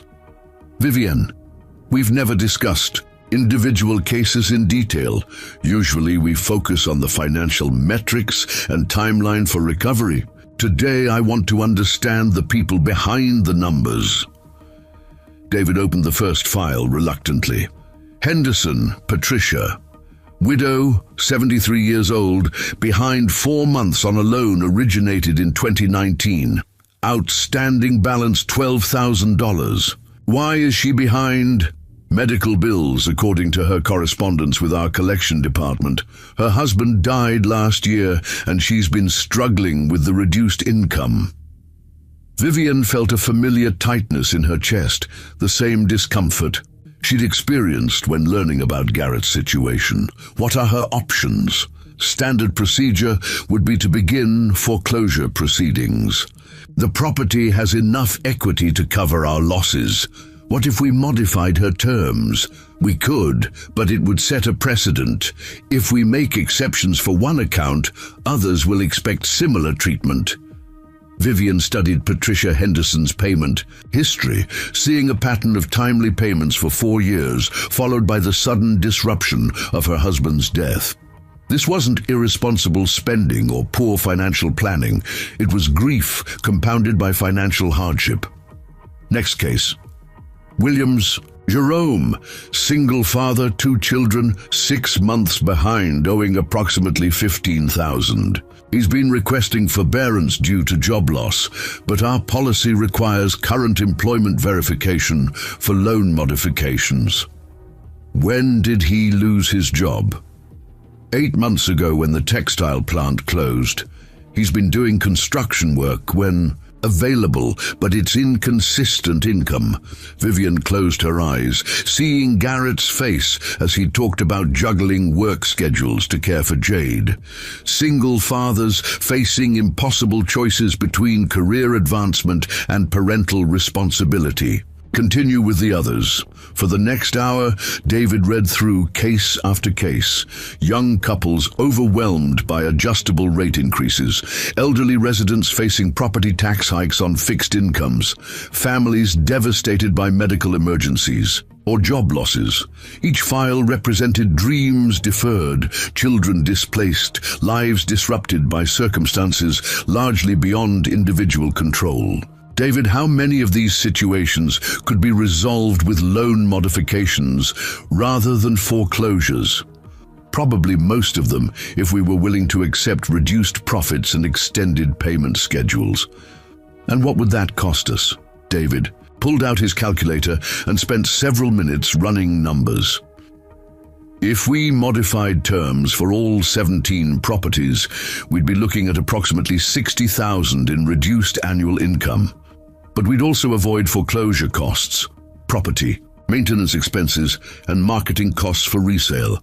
So the financial impact wouldn't be devastating to our bottom line? No, but it would reduce our quarterly earnings and potentially affect our stock performance. Vivian stood and walked to the window, looking down at the city where thousands of families were struggling with similar challenges. From her 40th floor office, people looked like ants, small, insignificant, easily overlooked. But after spending time at ground level in Copper Ridge, she was beginning to understand that each of those tiny figures represented someone's entire world. I want you to contact each of these families and offer loan modifications. All of them? All of them. Work out payment plans they can actually meet, extend terms if necessary, waive excessive penalties. I want solutions that keep families in their homes rather than profits that put them on the street. David stared at her as if she'd suggested burning money in the parking lot. Vivian, are you sure about this? This represents a significant shift in our business model, I'm sure.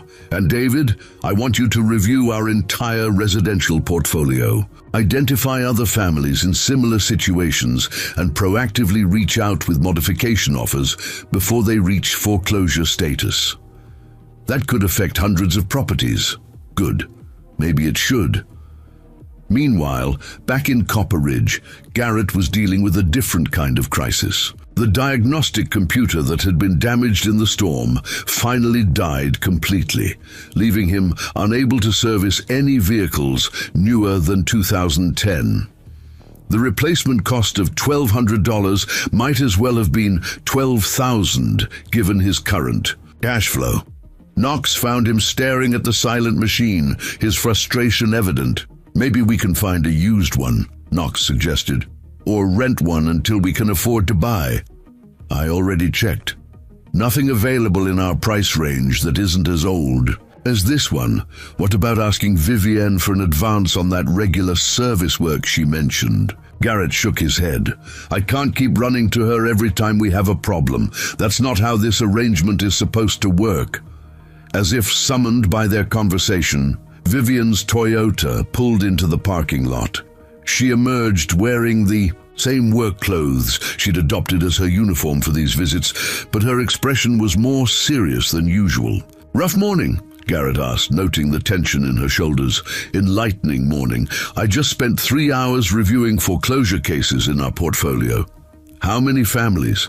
17 this month, probably 50 more in various stages of default across our holdings. Knox, who had been only partially aware of Vivian's real estate connections, looked up sharply. You're in the foreclosure business? I was. As of today, I'm trying to get out of it. Vivienne approached the silent diagnostic computer, touching its dark screen.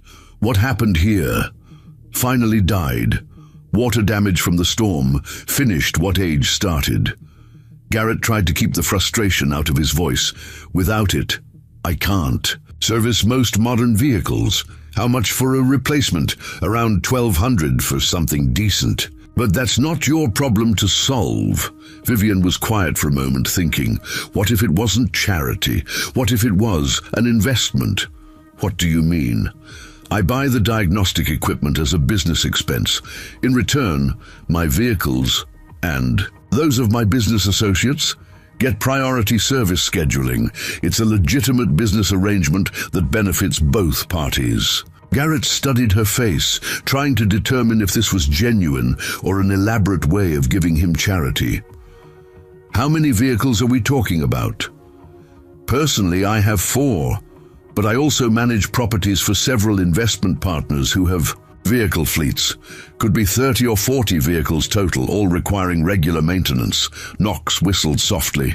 That's serious money, Garrett.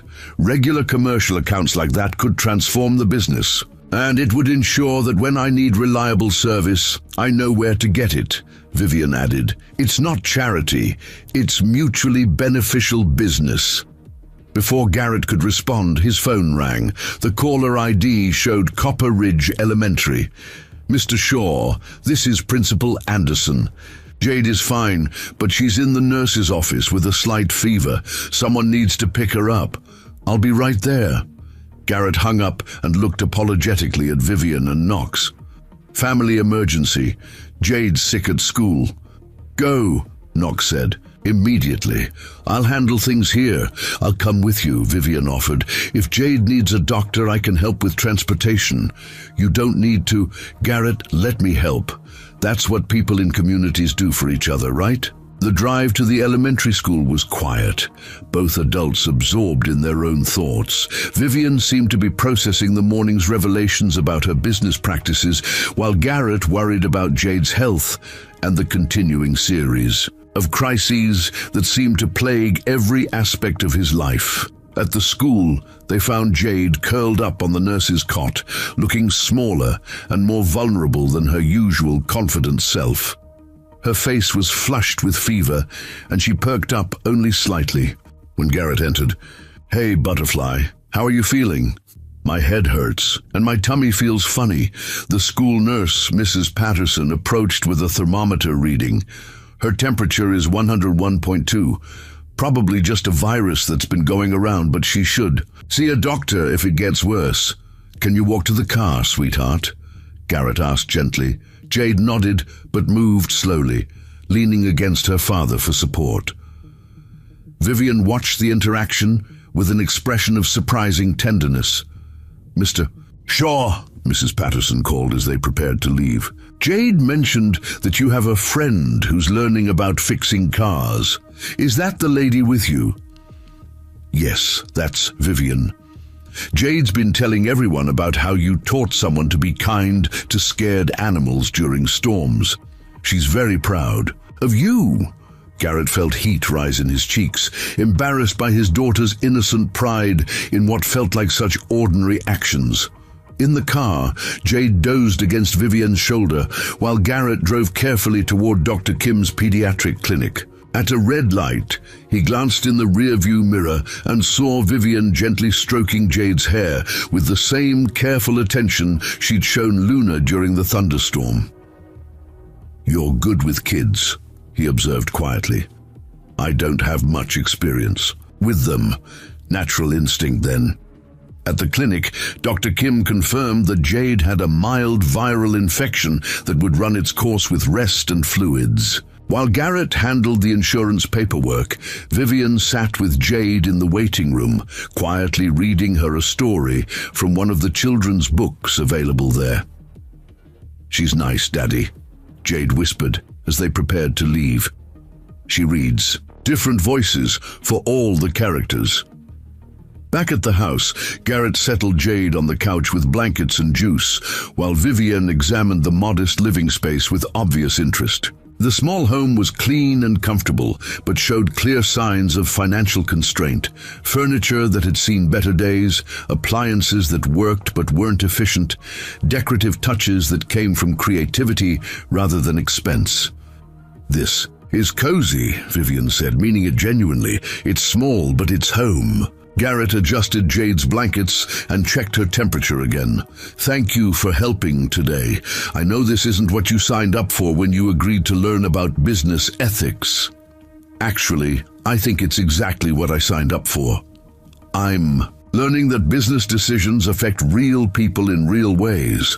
Seeing how you prioritize Jade's needs over everything else, including potential income from our meeting today, that's a lesson I needed to observe firsthand."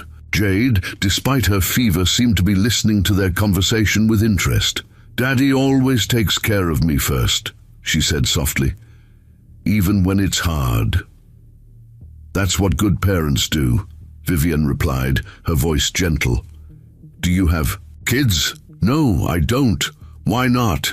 Garrett started to intervene, but Vivian held up a hand to indicate she didn't mind the direct question. I spent so much time building my business that I never made time for other things. I thought having money was the most important thing I could do. Is it? No, sweetheart. I'm learning that having people to care about is much more important than having money. Jade considered this with the seriousness she brought to all adult conversations. Maybe you could learn to be a mum too, like you're learning to fix cars. The suggestion hung in the air, innocent but profound.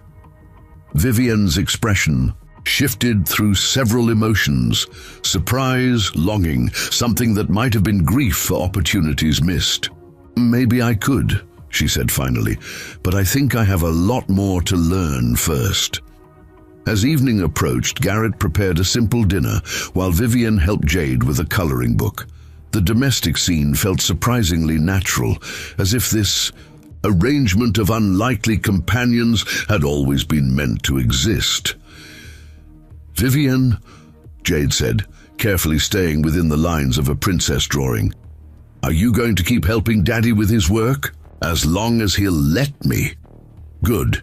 He needs more friends who understand about fixing things and helping people." Later, after Jade had fallen asleep on the couch and Garrett had carried her to her bedroom, Vivian prepared to leave.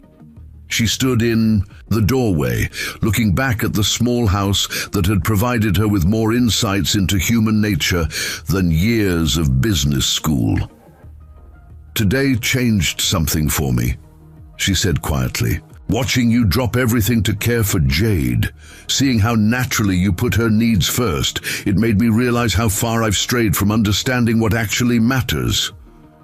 "You're figuring it out." "Am I? Sometimes I feel like I'm trying to learn a language I should have been speaking all along." Garrett considered this, thinking about his earlier conversation with Jade about practice and persistence. "Maybe the most important thing is that you're trying. Not everyone would make the effort to change." Those 17 families I reviewed. Today, I've never thought of them as individuals before. They were just account numbers, financial problems to be solved efficiently. But after spending time here, seeing how you live, how you make decisions, what will you do about them? "Everything I can. Loan modifications, extended payment plans, whatever it takes to keep them in their homes. That's going to cost you money." "Less than I thought, and infinitely less than it's worth." Vivian paused at her car door. "Garrett, what you're teaching me, it's not just about business ethics. It's about becoming a better human being. Same thing, isn't it?" As Vivian drove away, Garrett stood in his doorway watching her taillights disappear into the night. Inside, Jade slept peacefully, her fever already beginning to break. Tomorrow would bring new challenges, new opportunities to choose between profit and principle, new chances to prove that kindness could coexist with practical success. But tonight, for the first time in months, Garrett felt genuinely hopeful about the future. Not just because his financial problems had been solved, but because he was beginning to understand that his small act of kindness on a stormy highway had set in motion changes that would ripple far beyond his own life. Sometimes, he reflected, the most important lessons were the ones that happened by accident, in moments when no one was trying to teach or learn anything at all. 6 months later, Garrett stood in the doorway of his expanded auto repair shop, watching Knox train 2 new employees on the diagnostic equipment that had transformed their business. The steady stream of commercial accounts from Vivian's network had allowed them to hire additional staff and upgrade their facilities, but more importantly, it had given them the stability to serve their community customers without the constant pressure of financial survival. The morning sun streamed through new windows, illuminating a workspace that hummed with productive activity. Alan Carter was explaining brake system fundamentals to Jake Morrison, a recent high school graduate whose father had lost his job when the textile plant closed. The apprenticeship program they'd started was small, but it represented hope for young people in Copper Ridge who might otherwise leave town seeking opportunities elsewhere. "Daddy, you're going to be late," Jade called from the office area where she was finishing her homework before school. At 9 years old, she'd claimed a corner desk where she worked on assignments while Garrett handled the early morning customers. "Almost ready, Butterfly." Garrett reviewed the day's schedule, noting that Mrs. Henderson's Buick was due for inspection, and the Williams family needed new tires for their minivan. These routine appointments, once sources of financial stress, now felt like comfortable rhythms in a stable business. Knox approached with a steaming cup of coffee and a knowing smile. "She called yet?" "Who called?" "Don't play dumb." "Vivienne. She's been calling every morning at 8:15 for the past 3 weeks. Garrett checked his watch. 8:14. As if on cue, his phone rang. Shaw's Auto Repair. "Good morning, Garrett. How's Jade feeling today?" "Much better. The cough is almost gone." Garrett found himself smiling at the familiar routine. Vivian had developed a protective concern for Jade that expressed itself in daily check-ins during any minor illness. "Excellent. I have some news I wanted to share with you." "Good news or complicated news?" "Both, probably. The mortgage modification program we implemented has been so successful that our board wants to expand it company-wide. We're creating a new department focused on family preservation rather than foreclosure procedures." Garrett felt a surge of pride mixed with amazement. "How many families will that affect?" "Potentially thousands. We're also partnering with other real estate investment firms to share the model. Your lessons about community responsibility are becoming corporate policy across multiple companies." "That's incredible, Vivian." "It gets better. The program is actually improving our profit margins because we're avoiding foreclosure costs and building long-term customer loyalty.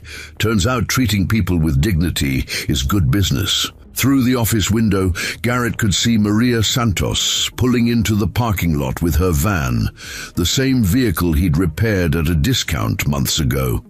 She waved enthusiastically, and he waved back, thinking about the interconnected relationships that sustain small communities. "There's something else," Vivian continued. "I'm moving to Copper Ridge permanently." "What?" "I bought the old Morrison mansion on Hill Street. It needs extensive renovation, but I've always loved the architecture. I want to be closer to the work we're doing together." Garrett was quiet for a moment, processing this unexpected development. Over the past months, Vivian had become a regular presence in their lives, joining them for dinner twice a week, attending Jade's soccer games, helping with homework when business discussions ran late. But making Copper Ridge her permanent home represented a commitment he hadn't anticipated. "What about your company headquarters in Dallas?" "David is perfectly capable of managing daily operations. Most of my important work these days involves understanding how our policies affect real communities, and I can't do that effectively from a 40th floor office." "Jade will be excited. She's been asking when you're going to see her school play." "Friday night, 7 o'clock. I wouldn't miss it." After ending the call, Garrett reflected on the transformation he'd witnessed in Vivienne over the past months. The polished businesswoman who'd been stranded on Highway 35 had evolved into someone who could diagnose carburetor problems, mediate disputes between customers, and read bedtime stories with distinct voices for each character. "Time to go, Daddy," Jade announced, shouldering her backpack with practiced efficiency. The drive to school took them past several houses where Garrett knew the stories behind closed doors. The Henderson place, where Patricia now lived comfortably thanks to modified mortgage terms. The Williams home, where Jerome's construction business was thriving after Vivian had connected him with renovation contracts for her expanding property portfolio. "Mrs. Clark says our town is getting famous," Jade reported from the passenger seat. "Some newspaper wants to write about businesses that help families instead of just making money." What do you think about that? I think it's good. Maybe other places will learn to be nicer to people too. At the school, Jade hugged Garrett goodbye with the casual affection of a child who'd never doubted her father's love or their family's security. As she ran toward the building, her friend Emma Williams caught up with her, and they walked inside together, chattering about their upcoming performance. Garrett's phone buzzed with a text from Knox. "Channel 5 news crew just pulled up. Want to talk to you about the Copper Ridge model for business ethics." He drove back toward the shop, thinking about how a simple act of helping a stranded motorist had snowballed into something much larger than either he or Vivian could have anticipated. The reporter would probably want to frame it as a feel-good story about corporate responsibility, but Garrett understood it differently. It wasn't really about corporations learning to be more ethical. It was about individuals remembering that behind every business transaction were real people with real lives, real struggles, real dreams. Once you started seeing those people clearly, treating them with dignity and compassion became not just the right thing to do, but the only thing that made sense. Back at the shop, the news crew was setting up equipment while Knox handled regular customers with practiced ease. The reporter, a young woman with perfectly styled hair and a serious expression, approached Garrett with the intensity of someone chasing a significant story. "Mr. Shaw, I'm Jennifer Martinez from Channel 5. We're doing a feature on the innovative approaches to mortgage management that started right here in Copper Ridge. Can you tell us how this all began?" Garrett looked past her toward Knox, who shrugged apologetically. "It began with a thunderstorm and a broken-down car." "Can you elaborate?" "Sometimes when you help someone, you discover they're in a position to help you back. But more importantly, you both learn something about what really matters." The interview lasted 20 minutes, with questions about business philosophy, community responsibility, and the practical applications of treating customers as family members rather than account numbers. Garrett answered honestly, but found himself thinking more about Vivian's decision to move to Copper Ridge than about media coverage of their collaboration.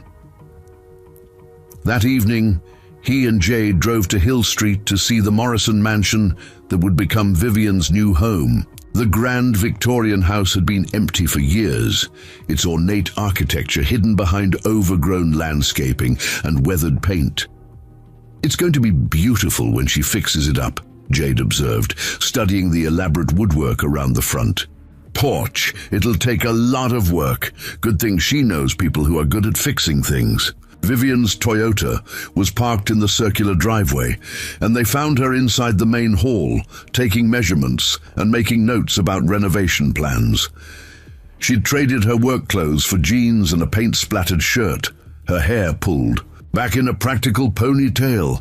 "What do you think?" she asked, gesturing toward the grand staircase that curved up to the second floor. "I think you're going to need a lot of help," Garrett replied, noting the scope of restoration required.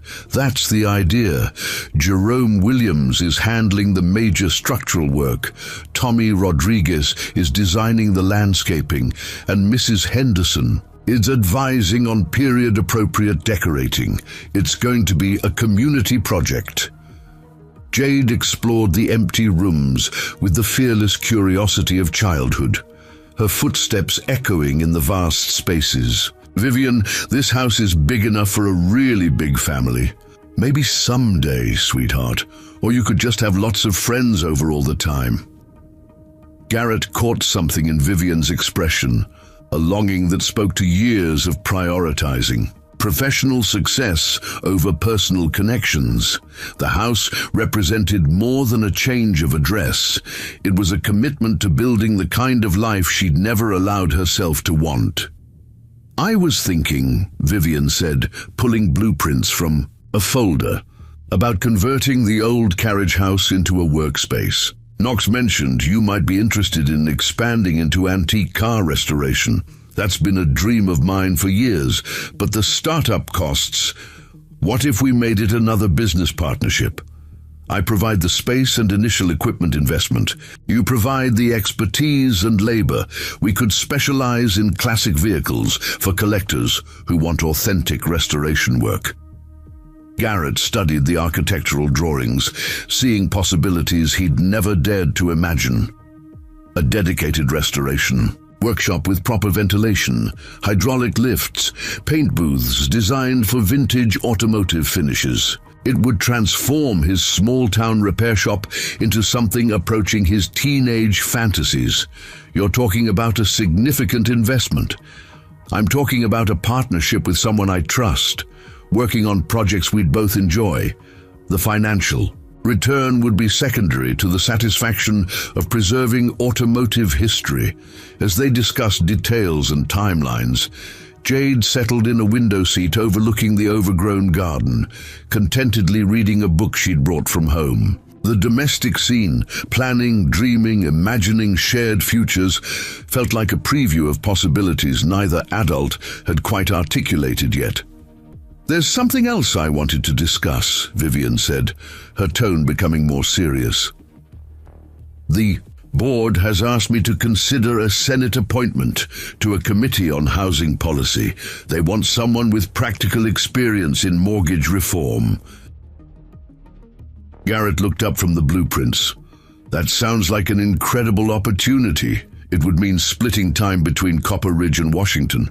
I'm not sure I want to do that." "Why not?" Vivian glanced toward Jade, then back at Garrett. "Because I've spent too many years chasing professional achievements at the expense of personal relationships. I don't want to make that mistake again. What if it wasn't a mistake this time? What if it was a chance to help more families like the ones you've already helped here? You think I should consider it? I think you should do whatever feels right to you. But I also think the lessons you've learned in Copper Ridge could benefit a lot of people beyond our little town." That night, after tucking Jade into bed and listening to her excited plans for the school play, Garrett sat on his front porch thinking about the chain of events that had led to this moment. A broken serpentine belt had connected him with someone who would transform not just his financial situation, but his understanding of how individual actions could create widespread change. His phone buzzed with a text from Vivian. "Thank you for encouraging me to consider the Senate appointment. Win or lose, it feels like the right next step." He typed back, "That's what friends do. They help each other be brave." Friends. Garrett paused, considering the word and all its implications. Over the past months, Vivian had become much more than a business partner or occasional mentor. She'd become someone he trusted with his daughter's well-being, someone who shared his values about community and compassion, someone whose absence from their daily routines would leave a noticeable void. "Among other things," he replied. Friday. Night arrived with the kind of crisp autumn air that made small-town life feel particularly appealing. The elementary school auditorium was packed with families, grandparents, and community members who'd come to support the annual fall production. Garrett sat in the third row beside Vivian, both of them scanning the stage for glimpses of Jade, in her costume as a woodland fairy. Around them, he recognized faces from throughout their months of collaboration. Maria Santos with her children, Jerome Williams and his family, Mrs. Henderson, accompanied by her sister from Austin. "Nervous?" Vivian asked, noting his fidgeting. "Always when Jade performs. She's been practicing her lines for weeks. She'll be wonderful. She's got your confidence and determination." When Jade appeared on stage, delivering her lines with clear diction and obvious joy in the performance, Garrett felt the familiar surge of paternal pride. But he also felt something new, a sense of community that extended beyond his relationship with his daughter to encompass everyone in the auditorium who'd been touched by the ripple effects of kindness and mutual support. After the show, as families gathered in the hallway congratulating young performers, Jade found them in the crowd, with her costume slightly askew and her face glowing with excitement. Did you see me? Did I remember all my lines?" "You were perfect, Butterfly." Garrett hugged her, inhaling the scent of stage makeup and childhood enthusiasm. "You were magnificent," Vivian added, producing a small bouquet of flowers that made Jade beam with delight. As they walked toward the parking lot, Jade between them, chattering about backstage adventures and post-show pizza plans, Garrett realized that this sense of family, community, and shared purpose was what success actually looked like, not the accumulation of wealth or professional achievements, but the cultivation of relationships that sustained people through both storms and celebrations. The knowledge that when someone needed help, help would be available. The understanding that individual kindness could create collective strength. 6 months ago, he'd been a struggling single father facing foreclosure, helping a stranded stranger because it was the right thing to do. Tonight, he was part of a community that had been strengthened by everyone's willingness to see past surface differences to recognize shared humanity. The lessons he'd taught Vivian about compassion and community responsibility had transformed her business practices and potentially thousands of families' lives. But the lessons she'd taught him about accepting help gracefully and thinking beyond immediate circumstances had been equally valuable. As they reached their cars, Vivian paused with her hand on the door handle. "Garrett, I wanted to say something. That day on the highway, when you stopped to help me, I don't think you realize what a gift that was. Not just fixing my car, but showing me that there were still people in the world who acted out of simple kindness. I was just doing what anyone would do." "No, you weren't. You were doing what you would do." And that made all the difference. As Vivienne drove away toward her hotel, and Garrett and Jade headed home through streets lined with houses where families slept peacefully in homes they'd been able to keep because someone had learned to see them as people rather than account numbers, he understood that sometimes the most important journeys began with the smallest steps: a storm, a breakdown, a choice to stop and help. Everything else was just the natural consequence of remembering that we're all in this together, and that sometimes the person you save ends up saving you right back. The end. Up next, 2 more incredible stories are waiting for you right on your screen. If you enjoyed this one, you won't want to miss this. Just click to watch, and don't forget to subscribe. It would mean a lot.